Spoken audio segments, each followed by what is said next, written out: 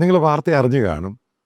ഏകദേശം 4ഓളം പേരുടെ ശവശരീരങ്ങൾ, അതായത് ഒക്ടോബർ 8 ബന്ധപ്പെട്ട് അത് ഹമാസ് ഇസ്രായേലിന് കൈമാറി. അതിൻ്റെ അകത്ത് 2 കുട്ടികളുണ്ട്.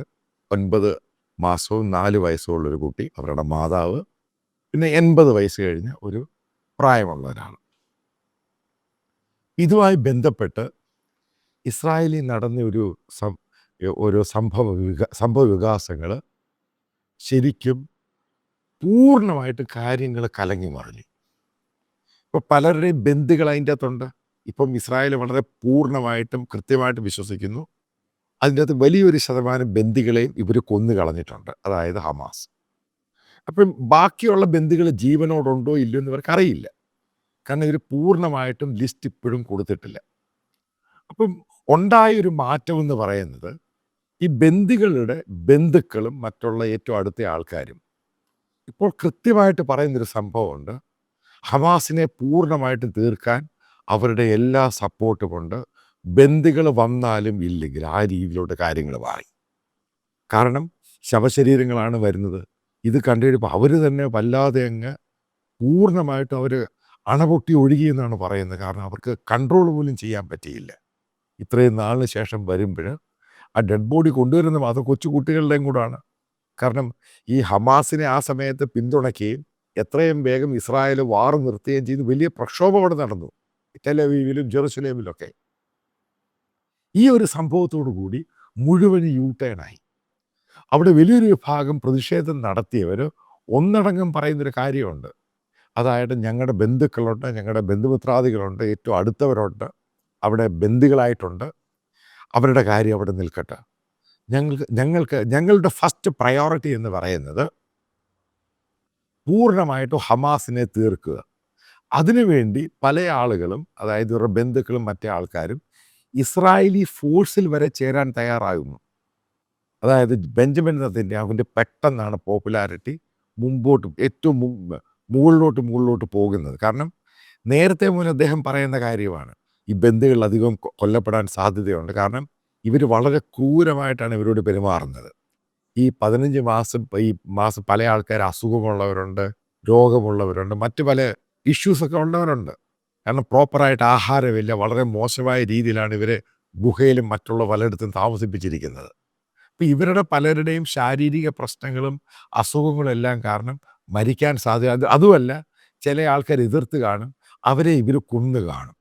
അപ്പം ഇതിൻ്റെ എല്ലാം തെളിവ് വെച്ചാണ് കാര്യങ്ങൾ മുന്നോട്ട് പറയുമ്പോൾ നമ്മൾ മനസ്സിലാക്കേണ്ടത്, പെട്ടെന്നാണ് ഇസ്രായേലിലുള്ള, അതായത് ബന്ദികളെ വിമോചിപ്പിക്കണം എന്ന് പറഞ്ഞ് പ്രക്ഷോഭം നടത്തിയ വലിയൊരു ശതമാനം അതിൽ നിന്നും പിന്മാറുകയാണ്.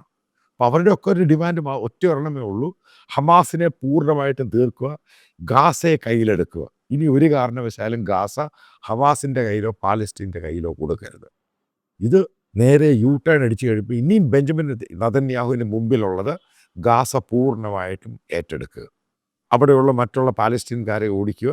അതുമല്ല, അതിനകത്ത് പോപ്പുലറായിട്ട് കിട്ടുന്നൊരു സംഭവമുണ്ട് സോഷ്യൽ മീഡിയയിൽ, അവിടെയുള്ള മറ്റ് പാലസ്തീൻകാരെയും കൊന്നേക്കാൻ, അത് സിവിലിയൻസിനെ തട്ടിക്കളയാൻ, അല്ലെ അവർ ഓടിച്ചു കളയാൻ, അത് പൂർണ്ണമായിട്ടും മാറ്റാൻ വേണ്ടി. അത് എത്നിക് ക്ലെൻസിങ്ങുമായിട്ട് ബന്ധപ്പെട്ട് ഇസ്രായേലിൽ തന്നെ ഒരു വിഭാഗം ജനങ്ങൾ പൂർണ്ണമായിട്ടും പലസ്തീൻകാരെ ഗാസയിൽ നിന്ന് മാറ്റണ്ട എന്ന് പറഞ്ഞൊരു കൂട്ടരുണ്ടായിരുന്നു.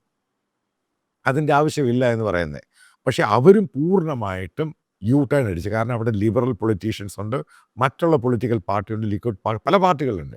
ഇവരുടെ എല്ലാം സ്റ്റാൻഡ് വളരെ ക്ലിയറായി, ഹമാസിനെ തീർത്തേ മതിയാകത്തുള്ളൂ.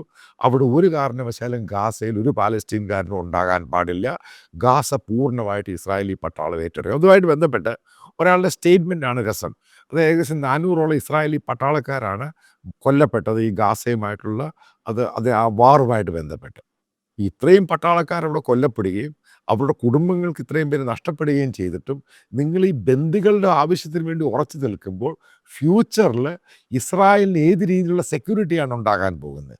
അപ്പോൾ അതിൻ്റെ പ്രാധാന്യം ഉൾക്കൊണ്ട് ബന്ദികൾ അവർ മരിച്ചാലും ഇല്ലെങ്കിലും കിട്ടിയാലും ഇല്ലെങ്കിലും ഒരു കാര്യം അവർ ഉറപ്പിച്ച് പറയുന്നു: അവർക്ക് പൂർണ്ണമായിട്ടും ഗാസ ഏറ്റെടുക്കണം, അവിടെയുള്ള എല്ലാ പാലസ്തീൻകാരെ അവിടുന്ന് ഓടിക്കണം, മുഴുവനും ബിൽഡിങ്ങും തകർത്ത് കളയണം.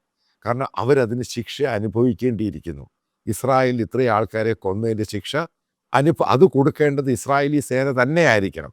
അതിന് മറ്റുള്ള അമേരിക്കൻ സേനയുടെ ആവശ്യമൊന്നുമില്ല. ഇസ്രായേലി സേന തന്നെ അത് കൃത്യമായിട്ട് കൈകാര്യം ചെയ്ത് ഇവരെ പൂർണ്ണമായിട്ടും നശിപ്പിക്കുക. അത് ഇസ്രായേൽ ചെയ്യണം. അതിനുള്ള സപ്പോർട്ടീവായിട്ട് വളരെയധികം പേരാണ് സോഷ്യൽ മീഡിയയിൽ ബെഞ്ചമിൻ നെതന്യാഹുവിന് വേണ്ടി ട്വീറ്റ് ചെയ്യുന്നത്. ഇതോടുകൂടി പിക്ചർ വളരെ ക്ലിയറായി. ഇസ്രായേലിൻ്റെ അകത്ത് ബന്ദികളുടെ മോചനം എന്ന് പറഞ്ഞൊരു പ്രശ്നം ഇനി ഫർദർ ഉണ്ടാകാൻ പോകുന്നില്ല. ഇസ്രായേലി പ്രൈം മിനിസ്റ്റർക്ക് പൂർണ്ണമായിട്ടും ഗാസയിൽ കയറി അടിച്ച് പരത്തിയിട്ട് ഇവരെ മുഴുവൻ നാശമാക്കി ദൂരെ കളയാം. അപ്പം അതിനുള്ള ലൈസൻസ് കൂടിയാണ് ഈ 4ഓളം ശവശരീരങ്ങൾ കൊടുത്തു കഴിഞ്ഞപ്പോൾ ഇസ്രായേലി ജനത ബെഞ്ചമിൻ നെതന്യാഹുവിന് കൊടുത്തത്.